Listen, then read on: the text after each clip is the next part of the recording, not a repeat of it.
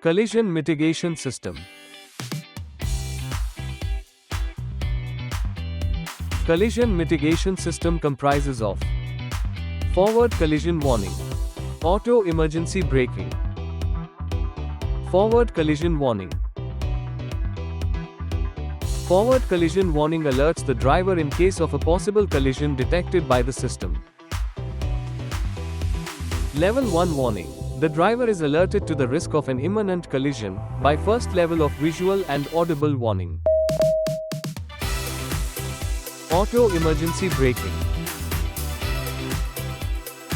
Auto emergency braking provides alerts and braking assist to mitigate a possible collision detected by the system. Level 1 warning.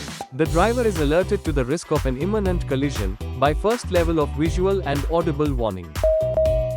Level 2 warning. If the driver does not take action, or the driver braking force is not enough to mitigate collision, system issues the second level of visual and audible warning and applies partial braking. Level 3 warning. After second level warning, if the driver does not take action, or driver braking force is not enough, and risk of a collision is imminent, the system applies harder braking, along with third level of visual and audible warning.